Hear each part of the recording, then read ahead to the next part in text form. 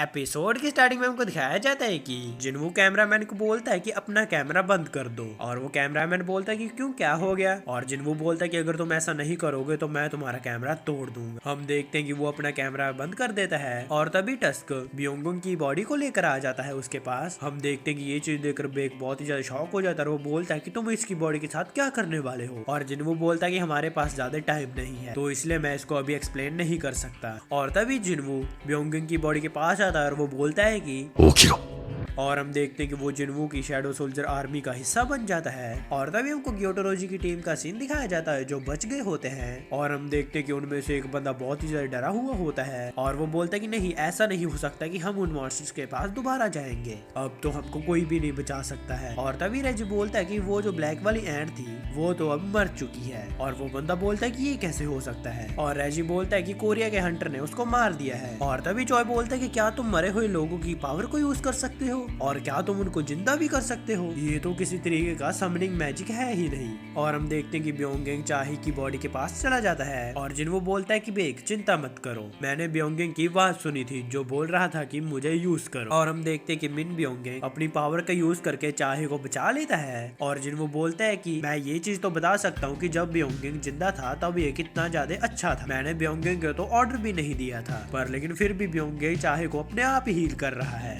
और कैमरामैन अपने मन में सोचता है कि अब पता चला कि इसने कैमरा क्यों बंद करवाया था। और हम देखते हैं कि बाकी के हंटर बात करने लग जाते हैं कि जिन्वू के पास एक ऐसी पावर है जिसकी वजह से वो ताकतवर होता जाता है। और तभी बेक जिन्वू को बोलता है कि अगर तुम ब्योंगेंग की पावर को इस्तेमाल करोगे तो वो तुम्हारी आगे जाकर बहुत काम आएगी, पर लेकिन वो हमेशा से ही बैटल में जाना नहीं चाहता था। और ये बोलकर वो उसके कंधे पर हाथ रखता है और वो बोलता है कि मैं ये नहीं चाहता हूँ कि ब्योंगेंग वापिस से बैटल के अंदर जाए। और जिन्वू बोलता है कि रेड गेट के इंसिडेंट में भी तुमने मेरे कंधे पर ऐसे ही हाथ रखा था, पर लेकिन इस बार तुम मुझे ऑर्डर नहीं दे रहे हो बल्कि अच्छी बात बोल रहे हो, तुम चिंता मत करो, मैं भी ये सेम बात ही सोच रहा था। और हम देखते हैं कि जिन्वू शैडो एक्सट्रैक्शन को कैंसिल कर देता है और हम देखते हैं कि मिन ब्योंगिंग वहाँ से गायब होने लगता है। और तभी ब्योंगिंग जाते जाते बेक को स्माइल देता है जिससे कि बेक भी इमोशनल हो जाता है। और तभी हमको जापानीज टीम के चेयरमैन का सीन दिखाया जाता है और हम देखते हैं कि वो तो बहुत ही ज्यादा गुस्सा हो जाता है ये चीज देखकर कि मेरे तो 7 एस रैंक हंटर्स मर गए, पर लेकिन ये तो अभी भी जिंदा है। और तभी रेजी चेयरमैन से पूछता है कि क्या हमको आइलैंड पर जाना चाहिए कि दोबारा वापस आ जाना चाहिए। और हम देखते हैं कि वो चेयरमैन बोलता है कि नहीं, वापस आ जाओ। और तभी हम देखते हैं कि सारी की सारी आंट्स उन शिप्स पर अटैक कर देती हैं क्योंकि उन्होंने अपना लीडर खो दिया होता है, जिसकी वजह से वो एंट्स तो पागल ही हो जाती हैं। और तभी हम देखते हैं कि सभी एस रैंक का हंटर भाग कर आकर हेलीकॉप्टर के अंदर बैठ जाते हैं। और चॉय बोलता है कि जिन्वू हमारे साथ नहीं आने वाला है क्योंकि उसने अपना बाकी का काम निपटाना है।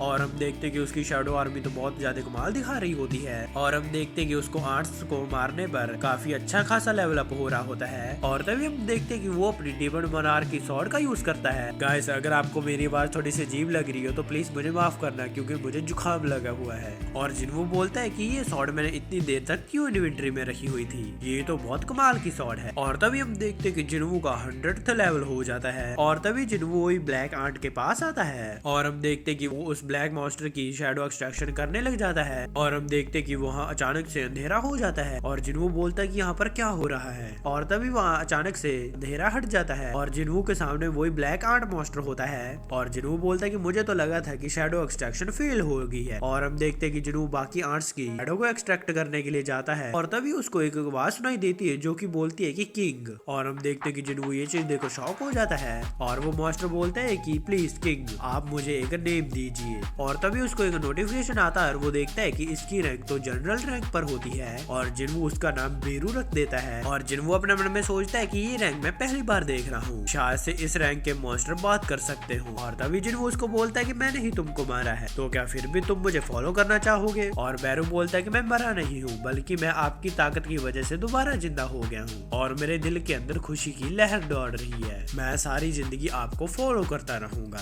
और हम देखते हैं कि जिन्वू बाकी की बची हुई आंट्स की भी शैडो एक्सट्रैक्ट कर लेता है। और तभी हमको आइलैंड का सीन दिखाया जाता है और हम देखते हैं कि वो एंड्स तो आइलैंड पर पहुंच चुकी होती हैं और हम देखते हैं कि वो एंड्स इनके ऊपर अटैक कर देती है, पर लेकिन ये उनको मार भी रहे होते हैं। और पेरू बोलता है कि यहाँ पर 4000 एंड्स हैं जिन्होंने अपना कंट्रोल खो दिया है, जिसकी वजह से ये इधर उधर भाग रही हैं। और जिन्वो बोलता है कि क्या तुम इनका नंबर कम कर सकते हो, और पेरू बोलता है कि आप ऑर्डर दीजिए। और हम देखते हैं कि जिन्वो उसको ऑर्डर दे देता है और हम देखते हैं कि सभी लोग एंड्स के साथ लड़ रहे होते हैं। और तभी सॉन्ग के ऊपर एक एंड अटैक करने वाली होती है, लेकिन हम देखते हैं कि इतने में वो एंड कट कर नीचे गिर जाती है। और हम देखते हैं कि बैरू इतना ज्यादा फास्ट उनको मार रहा होता है कि उसकी तो सिर्फ एक ब्लू कलर की लाइट ही दिख रही होती है। और हम देखते हैं कि वो सभी एंड्स को मारना शुरू कर देता है। और तभी हमको ऐसे रैंक हंटर्स का सीन दिखाया जाता है। हम देखते हैं कि ये लोग उन एंड्स से लड़ने की कोशिश कर रहे होते हैं, पर लेकिन हम देखते हैं कि वो एंड्स तो इनके ऊपर भारी पड़ रही होती है। पर लेकिन तभी हम देखते हैं कि एक अटैक आता है जिससे कि वो एंड्स मर जाती हैं। और वो लोग देखते हैं कि ये अटैक तो जिन्वो ने किया होता है। और बिग बोलता है कि जिन्वो ने हमारी फिर से हेल्प कर दी है। और हम देखते हैं कि वो सभी के सभी एंड्स को मार देते हैं और उनका Jeju island raid mission successful हो जाता है। और हमको बताया जाता है कि चाहिन को हॉस्पिटल में भर्ती कर दिया जाता है और कुछ एंड्स चाइनीज बॉर्डर की तरफ चली गई थी। और तभी से शिफ्ट होता हम देखते हैं कि चाइनीज बॉर्डर पर हम देखते हैं कि ये सभी उन एंड्स के ऊपर अटैक करने वाले होते हैं, पर लेकिन तभी एक बंदा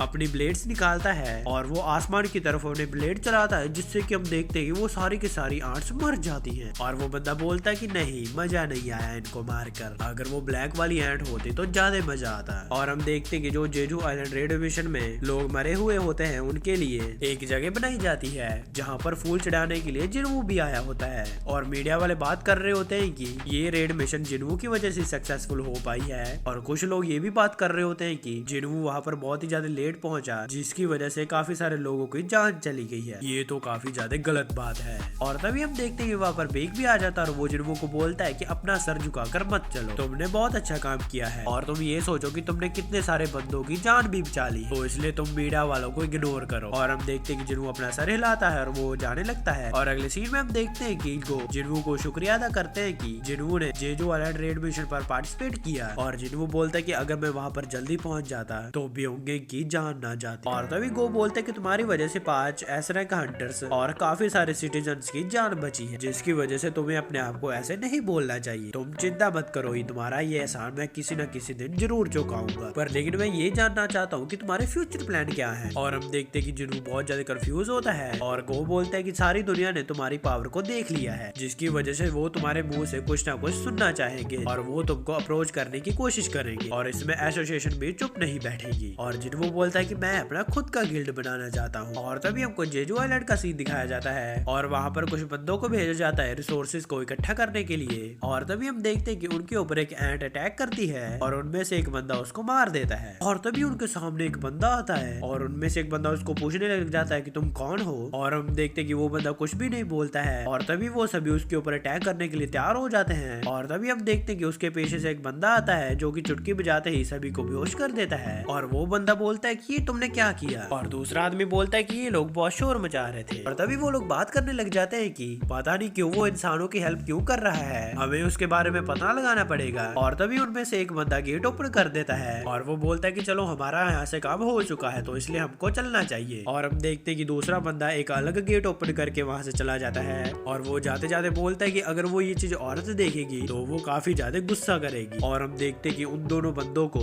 जिन्वो के फादर इल्हवान भी देख रहे होते हैं। और तभी सीटो तरफ देखते हैं कि जिन्वो तो ट्रैफिक के अंदर फंसा हुआ होता है और जिन्वो उससे बात कर रहा होता है और जिन्वो बोलता है कि हमको अप्रूवल मिल चुका है गिल्ड बनाने के लिए। और उसके बाद जिन्वो फोन कट कर देता है और तभी जिन्वो को गो की कॉल आती है और गो बोलते हैं कि जहाँ पर तुम हो वहाँ पर एक गेट ओपन हो चुका है, तो इसलिए वहाँ पर हंटर्स को भेजा गया है, लेकिन वो अभी तक आए नहीं है क्योंकि वो भी ट्रैफिक में फंसे हुए हैं। और तभी हम देखते हैं कि वहाँ पर जिन्वो आ जाता है और जिन्वो अकेला ही उस गेट के अंदर जाने के लिए तैयार होता है। और वो बंदा बोलता है कि आपको दूसरे हंटर्स की वेट कर लेनी चाहिए। और जिन्वो बोलता है कि चिंता मत करो, मैं संभाल लूंगा सभी। और हम देखते हैं कि वो एक बी रैंक का गेट होता है और जैसे ही जिन्वो उसके अंदर जाता है वो एक रेड गेट में कन्वर्ट हो जाता है। और हम देखते हैं कि हर बार की तरह जिन्वो अभी भी चिल खड़ा होता है और जिन्वो बोलता है कि मुझे मॉम को बता कर आना चाहिए था कि मैं लेट आऊंगा। और तभी उसके सामने काफी सारे मॉन्स्टर्स आ जाते हैं और जिन्वो बोलता है कि चलो ठीक है, इनको मारने में ज्यादा समय नहीं लगेगा। और हम देखते हैं कि वो अपनी पूरी शैडो आर्मी को समन कर लेता है। और तभी शीशूटो तरफ देखते हैं कि